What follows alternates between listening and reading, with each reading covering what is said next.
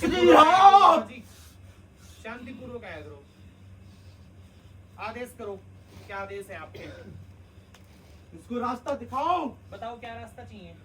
इसने अभी तक दरबार नहीं मिला इल्ले का। हैं? दरबार नहीं मिला। कौन सा दरबार नहीं मिला? बालाजी का। मतलब समझा नहीं मैं तो। इस पे बालाजी की सवारी चाहता हूँ मैं। तो ये आप कौन हो? मैं बालाजी। हाँ तो फिर आ तो रुक गए। जा बाला। फिर आ तो गए आप आ तो गए। हाँ हाँ फिर बताओ, आपका आदेश करो। बच्चे के साथ रहो, इसके अंग संग रहो, और ताकि ये जग कल्याण के लिए आगे बढ़ सके, इसका साथ दो। देता हूँ। बिल्कुल इसका साथ ही दो बस। एक शांत रूप में बच्चे के साथ चला करो। नहीं क्यों? ना, क्यों? मेरा यही रूप है।